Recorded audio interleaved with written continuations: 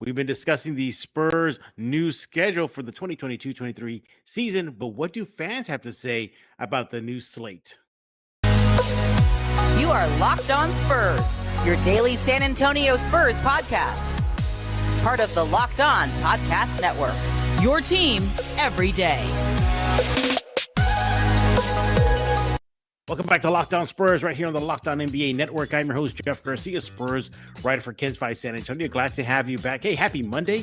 Hopefully we can get your work week on the right foot as we discuss your San Antonio Spurs and the schedule. Yeah. In other words, it's that slow of an offseason. We got to stretch this schedule chat a lot longer than maybe you may like. But this is going to be fun, though, because we've already discussed this on Locked On Spurs, but we haven't heard what the fans have to say. So we have another fan episode today.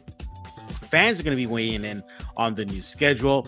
What do they feel about Austin being given the last home games, quote unquote, of the season? What about the Alamodome? That's going to be a big game, and much, much more. Who is representing the fan base? A fan favorite of fan episodes. That's a mouthful. He is Zach Escamilla, or today he is Shooter McGavin, according to the conference call name right now. Zach, welcome back to Locked On Spurs. Props to you, man. You get a lot of applause every time you come on Locked On Spurs. I guess I'm a fan of the fans, or a fan's fan. You're a fan's fan. Like there's a man's man. You're a fan's fan. But glad to have you back. How you been? It's been a while since you've been on Locked On Spurs. Just busy, man. Work, home life, all that good stuff. Keeping up with the Joneses. Not Jerry Jones, but Don't do things he may do. Nope. Remember those old photos of him and those ladies? Well, in that case, maybe I would have wanted to be Jerry. Single Zach would have been, not anymore. Not anymore, but he is Zach Escamilla. Make sure to follow him on Twitter at GetBackZach. Do it today. And we'll be talking a lot more about that and much, much more. Zach, the Spurs schedule is out. We've been talking about that on Locked On Spurs, but we haven't heard the fan side of things. And I think the big highlight of the season, we'll talk about this in the first segment right now, is the fact that the Dome is back, at least for one season, as the Spurs celebrate their 50th anniversary in San Antonio. They're going to reopen the Alamodome, let the Spurs fans back in to party like it is the 1990s in the Dome. As of right now, the blue curtain is up in the air because they want to pack the Dome. The Spurs are looking to break the NBA attendance record. They're going to shoot for 65,000 plus. So that seems to be the highlight of the game, of the schedule so far. But Zach, do you believe Spurs fans will pack the Dome? I think there's a really good chance. Normally, I would say yes. You would think it would be a slam dunk. Hey, it's the Spurs, the Alamodome, keeping it. Budo, let's go. Let's get your nostalgia, your big plate of nostalgia fed to you in one night. Normally, I'd say yes, but because of the uncertainty of this roster and what this season is going to look like, if it ends up being a rough season with these young guys, it really just depends on how the team is doing. I hate to say it, but as much as Spurs fans want to say we love our Spurs, I think we definitely do have some front-running fans that only show up when they're winning. So we'll see. I mean, if the team is good, then yeah, they definitely have I'd say more than a 90% chance to pack the Dome. But the team isn't that good, which it's looking like they may not be very good. I mean, it'll be a good turnout, but packed at capacity, I just can't commit to that. Even though it's a game, perhaps the biggest home game on the schedule in town, they're going to be, in the Alamodome. You think that's going to be enough draw for Spurs fans to pack the Dome, or is that too lofty for San Antonio Spurs to be even thinking that fans are going to come out? Because last season, Zach, we saw that fan turnout was kind of at the AT&T. I mean, exactly. It was kind of meh. And, even when the team was doing great, I feel like we weren't consistently selling out. So to me, it's a chore. It's not impossible. I, for one, will try to make it my business to be there. If all things line up, It's in my schedule. I'm going to be there. Even if the team is winless at that point, I will be there because I have very fond memories of being at the Alamodome, and it would be really nice and nostalgic to go back and experience that. Maybe take my kids with me. Be like, hey, this is where your dad used to watch Spurs games. Take my wife with me that wasn't a Spurs fan until she met me. So to just have that opportunity, I think would be cool. And I really hope that other fans feel the same, that they look at this as an opportunity to step back into the past, take a ride in the time machine, if you will, and go back to 1995 and Right. relive that experience of being in the Alamodome. So I think. What do you expect? What would you like to see? Oh, No, no, oh, Jeff. my I just honestly, said I I thought think you were that done I there. just But think what that do you want to they have see? to jump on it. What do I want to see in what, Jeff? I'm sorry. Yeah, yeah. What do you want to see as far as nostalgia at the Alamo Dome? What do you think Spurs fans would want to or appreciate the Spurs to do as far as just nostalgia purposes for that big game? You know what I would like to see, and I guarantee no one else is probably going to feel this way, but most fans are probably going to want to see the old logo on the court. The old Fiesta colored logo with the Alamo Hmm. Dome. And that would be cool. And I would be shocked if they don't do that. But you know what I would like to see, Jeff? Obviously, they can't play any games at Hemisphere because it's destroyed, it's gone. But to pay homage Right. Yeah. to Hemisphere Arena, I think it would be really cool if they brought out the floorboards from Hemisphere Arena and put it in the Alamo Dome. That red, white, and blue. I think that would be really Oh cool yeah. to kind of have the best of both worlds. That would be something I would want to see, but I know I'm probably in the minority, and maybe it's just because I'm going to be 35. I still remember the Hemisphere Arena. Some of these kids Hmm. listening probably they're like, "What the heck is that?" They're barely going Yeah. to What's a remember the Hemisphere Alamo. Arena? Yeah, they're Yeah. probably not going to remember the Alamo Dome, much less Hemisphere Arena. But to me, I think that would be really cool. I think there's one other thing that I remember about the Alamo Dome that I think was really cool. That I think us old folks would like to see again, and I think would be cool for the younger fans to see. Remember when they had it was just Iceman and Johnny Moore and Silas with retired jerseys, and they had those Hmm. massive murals of them in the background that were very colorful. Yep. I always thought those were really neat. That would be cool to see those again. They were like portrait retired jerseys, I believe. Yeah, it just the art looked really cool, if I recall. I just maybe I'm going crazy, but wasn't there something like that? No, you're right. No, it was on the blue curtain. All the retired players at that time had massive portraits that were like sewn on to that curtain. So yeah, I mean, I definitely think that should be back. We know that the '99 team will likely be back for a reunion. I think that'll be awesome to see. Overall, I hope they bring back the old graphics that they used to play at Hemisphere Arena and at the Alamo Dome.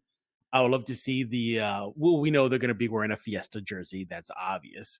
But interesting enough, it'll be the first time a Spurs literally on court in game Fiesta jersey will be worn because kids don't remember this or they don't know about this. Spurs never had a Fiesta jersey in the 90s when the Fiesta colors were trotted out. It never existed. There was a Fiesta warm-ups, so they were just never Fiesta jerseys. So it'll be cool to make that type of history Mhm. in the Alamo Dome. But all in all, it's going to be a great, great, great game. I think it's going to be fun. I personally think that the fans will pack the dome. I think they will break the record. Crossing fingers, Zach. I really want that to happen. One of those Oh, me too. shining, Absolutely. yeah, it'll be one of those little shining moments in a bad season because Vegas has the Spurs winning about 24 games next year. So something Yep. to look forward to, Zach. I think Spurs fans will definitely look forward to that. I think they all are. I have Spurs fans already telling me, like, how do we get tickets for that game? When the sales going to go on? Well, they're not going on for quite a while. But yeah, I think that is perhaps the biggest game on the home schedule. And speaking of home schedule, we're not done talking about that. When we get back, we're going to ask Zach his thoughts and the fans' thoughts on Austin getting very specific games next season. Not necessarily the teams, but where they are slated at. We're going to be talking about that and a lot more. If you keep saying you need a budget but never do, if somehow you keep missing your credit card payments, if you're afraid to look at your bank statements, then it's time for you to take back control of your financial life. Meet Rocket Money, formerly Truebill, our favorite financial app. So why did Truebill change its name to Rocket Money? Well, let me tell you what I've heard. Truebill, now backed by Rocket Companies, has grown from a bill management app into a full-on personal finance empowerment tool that helps over 3.4 million people with budgeting, lowering bills, canceling subscriptions, and more, saving each of their members on average $700 a year. And with all that growth comes the next evolution in Truebill's story, a new name. Bottom line, Rocket Money is everything I've loved about Truebill, but with a fresh look and feel. Start canceling your unused subscriptions and save money at rocketmoney.com/LockedOnNBA. That's rocketmoney.com/LockedOnNBA, or download the app from the Apple App Store or Google Play Store. Managing your money is exhausting. Notebooks full of account details, calendars full of payments, inboxes full of bills, spreadsheets full of calculations. Even if one of these sounds familiar, it's time to take back control of your financial life with Rocket Money. We're back with Zach Escamilla right here on Locked On Spurs, or this fan episode of Locked On Spurs. We're discussing the Spurs schedule with the fan base. Make sure to follow Zach on Twitter at GetBackZach. Zach, Austin got 2 games. A lot of Spurs fans were already mumbling and grumbling about that. They didn't like that, but it is what it is. So the schedule gets released, Zach, and the teams are announced. Portland and Minnesota. They're going to be going to Austin at the Moody Center.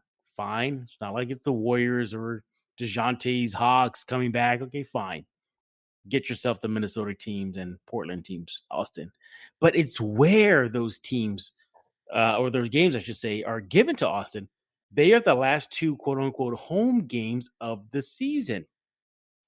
They're not going to be played in the AT&T Center. The last home games are in Austin.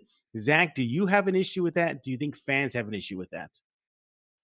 I don't have an issue with it personally. I actually think that's kind of smart, having the last 2 home games in Austin, simply because if you are a season ticket holder, that gives you time to prepare, saying, well, that's 2 less games that I'm not going to be attending, but it's at the end of the year anyways. Chances are, if this team is going to be as bad as folks say they are, I mean, the Spurs may just be, mailing it in at that point. So, if Austin wants to, see those last 2 games, I mean, they can have them. I'm okay with it. I don't have any issues. Now, the whole Spurs maybe going to Austin thing, not to open up that can of worms, but I still think that's a real possibility depending on the direction of this team over the next couple of years. But again, I'll save that conversation for another day. But in terms of Austin getting the last 2, Jeff, it's whatever, man. Are Spurs fans still having that in the back of their head as far as Austin being the threat, or has that calmed down with the constant push of no, it's just marketing to a bigger population? That depends on who you ask. I mean, if you ask some fans out there, they're going to call folks like me and others doomsday fans because we believe that Austin is a threat. They're going to say, hey, there's a $1 million center being built near UTSA, and there's no way the Spurs are going to leave. It's just a marketing push. They're going to Mexico. Mexico going to take the Spurs. They're going to throw out things like that. And fine, whatever. I mean, I'm not going to tell folks how they should feel, but when I'm seeing all of this stuff on Instagram and, self-promoting the heck out of Josh Primo and Austin on the pedicabs, I'm thinking, man, I'm seeing more Spurs promotion around the Austin area than I am the San Antonio area. So that's where I'm a little confused. I'm thinking, one thing about adding to the brand, but Austin? I mean, I've never really met any Spurs fans in Austin. It's a UT Longhorn town. So I don't know. Maybe it is just a big marketing push. Maybe I am paranoid. But at this point, you're going to have both sides of the aisle. You're going to have the folks that are concerned, and then you have the other folks that are like, hey, you guys are just paranoid. Stop, with the drama. So you got both factions. Yeah, well, those Austin games will be late in the season, towards the end of the season to close it out. But it's going to be interesting to see if maybe that starts percolating as those games get around to it. I could definitely see Spurs fans mumbling when it gets closer to that, saying, whoa, wait a minute, hold on. We're not getting the last home games. They are? I think the Spurs should have stapled on those two Austin games either before the rodeo road trip or after. Just staple it in there, put them there. They're already away, knock them out, give the city of San Antonio, the last home games at the AT&T Center. Yeah, a lot more to discuss here on this episode of Locked On Spurs. We're with Zach Escamilla. He is repping the fan base on this fan episode of Locked On Spurs. When we get back, we're going to be looking at the overall schedule now. How do Spurs fans feel about it? The numbers are out. The data is out. The Spurs strength of schedule. Yikes. If you're team tank, then you're loving this. We're going to be talking about that and a lot more. We're back with Zach Escamilla right here on Locked On Spurs, and he is repping the fan base on this fan episode. Follow him on Twitter at GetBackZach.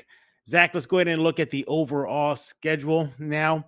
The numbers are out. The data is out. The Spurs strength of schedule alone have the second toughest schedule in the league, right behind Oklahoma City. They have the seventh most back-to-back set of games for the upcoming season. They have they own one of the NBA schedules. How can I say this? They're one of the teams that has a schedule that reflects less rest time than their opponent. So the data is showing that the Spurs are going to have a rough season. Team Tank must be loving this, huh? Probably. I mean, to me, Jeff, I don't really put a whole lot of stock into the schedule because at the end of the day, you're still going to play, those teams, you're going to play all, 20, 28, 29 teams, at least twice. Right.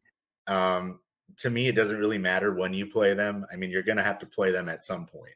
So, I mean, in terms of the whole back-to-back issue, yeah, I mean, I think that's where it can hurt. Like if, one night you're playing the Warriors and the second game of the back-to-back is the Dallas Mavericks, having to go from, Steph Curry to Luka Doncic, instances like that. Yeah. I can see where people will be like, come on, NBA, really? But for me, whether you're team tank or your team, you play to win the game, it's not really that big a deal to me. I never look at the schedule and say, oh, yikes. I look at it like, okay, there's some games. Yeah. Do fans, do you think fans will be going to the AT&T Center this season? Well, yeah. I mean, I'll at least be there for 10 games. I purchased a little, modest season ticket package. So I'll be, putting my fandom and money where my mouth is by showing up, regardless of whether they stink or they're competitive. So I can speak for myself. I mean, yeah, you're still going to have people go to the games, Jeff. But I mean, if recent years have shown us anything, the attendance has been poor. I mean, we haven't been. I mean, even if you don't go to the games, if you're watching on, Bally Sports, the lower bowl is empty. I remember watching when the Spurs were beating up on the bad teams back in the good old days. Those bad teams, some of those arenas were pretty empty. Like I remember, I don't know why I remember this specifically, but I remember like when they were playing the Hawks in like the early 2000s when the Hawks were really bad. I just remember always seeing those empty seats in their arena thinking, I don't know what that feels like. But now watching the Spurs games now, I'm like, oh, this kind of looks how it did when the Spurs were playing the Hawks way back when. Right. So, I mean, people like to support winners, and sometimes and tickets aren't always affordable. And fans, they look at these games as well. Yeah, it's entertainment, but you want to support a winning team too. So for people to spend their hard-earned money on a product on the court that isn't what you're used to, I think that's why Mm-hmm. you're seeing the decline in attendance. When the Spurs were contending, yeah, I'll spend $200 on a ticket because I know I'm going to go see Manu, Tim, and Tony Parker, and they're going to play, Dirk Nowitzki, whoever back in the day. It was just it was an easier pill to swallow. It was easier to make that investment in going to the games when you knew it was going to be fun and competitive. Whereas now we're in that really weird situation of a rebuild that folks aren't used to, and they're a little scared to spend their money on a product that's not really a finished product, if that makes sense. I'm assuming the fans will pack the AT&T Center for DeJounte's return. Are you going to be going to that? Yeah, you think that's going to be another big highlight game to go to for fans? Yeah, and of course, you're going to have those games like that where there's a big name to come in.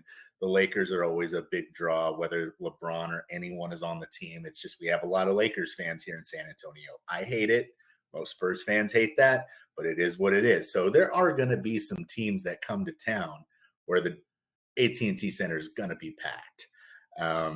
But I'm talking about those games, Jeff, against the Pacers, the Timberwolves, those type of teams are fans going to really want to spend their money to go see the Spurs play teams without big stars. I mean, unless people really are excited about Anthony Edwards. No disrespect to the Timberwolves. He's a great player, but he's not like a household name yet. So unless there's a household name, there's going to be some games that are kind of sad, I think, attendance wise. Right. Maybe on the court wise as well, but definitely from an attendance perspective. Are there any other games you think Spurs fans are looking forward to that we haven't covered here? You mentioned the usual suspects, the Lakers. We know DeJounte's Hawks game is going to get a lot of attention. I think the Celtics. Warriors. The Celtics, okay, go ahead. Derek White and Danilo Gallinari. I mean, what he did for the Spurs this offseason. I'm just kidding. I was wondering where you're going with this. Yeah, so technically 2 former Spurs, right, on the Celtics. So maybe that that game in January when they play the Celtics, maybe they'll be there for that. Maybe the Clippers game, you're still going to have people that want to go boo Kawhi. Yeah. I'm sure we'll see that. Of course, folks probably want to go see Giannis, so I can see the Bucks. Ja Morant. Yeah, the Grizzlies I could see. Yeah. But, teams like the Nuggets, not the Nuggets. Yeah, people won't want to see Joker. I'm talking like the Magic, the Thunder, the Rockets, Pacers. Those are the teams where it's going to be a toss-up. Are people going to be interested in that? Yeah, I would think Zion is up there too with the Pelicans, his return as well. So, yeah, but it's so interesting, right? Remember the days of you're going to go to the Spurs game, you're going to go to see the Spurs. Now we're going to go to see who's coming to San Antonio. I mean, it's just like it was back in the day. Remember, it was, you're going to the next Spurs game because Jordan's in town at the Hemisphere, where Magic and the Lakers are in town. Because the Spurs back in the day were terrible. It wasn't until Robinson came aboard, then things changed. Hopefully that will change as well for the Spurs as they're looking for their franchise type player. And yeah, it just feels like a lot of games that are circled with fans are more reunion type games. DeJounte, Derek, Kawhi, DeMar with the Bulls, versus you're going to go to the games to see the Spurs. Now, there are some Spurs fans that are diehard. They'll go to see Jeremy Sohan and Keldon and Vassell and Blake Wesley. And if he's still around, Jakob Poeltl. But yeah, it's going to be a long, long season. But hey, we're done talking. We want to hear from you. Zach represented the fan base. Did he get everything right? Everything he missed? Zach, let them know how they can chat with you. You can chat with me at GetBackZach on Twitter. Or if you want to text me, you can text me at 8675309. Oh, my goodness. Don't do it, everybody. Don't fall for it. He's setting you up. Now, you can dial it, and you'll probably hear some great music. But don't do that. But definitely call. Call it. Enjoy some 80s music. All right, go for it. Have fun. And you can let Zach know how you feel on Twitter, as he just told you. Make sure to follow Locked On Spurs wherever you get your favorite podcast, Google Play, Stitcher, iTunes. The list goes on and on. Now on YouTube, the Kins 5 Plus app, and the Kins 5 YouTube landing page, their page as well. And we thank you for making Locked On Spurs your first listen each and every day. Free and available wherever you get podcasts. For your second listen, check out Locked On NBA. Everything you need about the NBA in just 30 minutes. Before I let you go, Zach, have you checked out She-Hulk yet? I did, and I got to tell you, I went in with no expectations, like none at all, and I didn't hate it. I thought it was okay. I was entertained. If you got, like I said, I'll give it a couple more episodes and see where it goes. But there were some things that I did like, and it's what a 35-minute episode. Yeah. If you like the Hulk, Mark Ruffalo's in it. Has more of a comedy vibe. So yeah, check it out. Yeah, I just want to know where we're going with this. There's no defined villain, in the Daredevil back in the day, the Netflix ones. The villain is PMS. Yeah. No, I'm just kidding. Well, she practically says that in one episode with her cousin, saying about how women need to get angry, or how she needs to get angry. She goes, well, all women are angry. But yeah, I joked with my wife, because she was watching it with me, and I said, it would be terrifying if my wife had the powers of She-Hulk. I'm terrified already, but if she had that, I'd really be in a lot of trouble. Well, then you could take her down. You could say, I defeated a She-Hulk. You can do that, Zach. But he is Zach Escamilla, and we'd want to thank him for hopping on this fan episode of Locked On Spurs. So for Zach Shooter McGavin Escamilla, I am Jeff Garcia. We're going to put a lock on this episode of Locked On Spurs.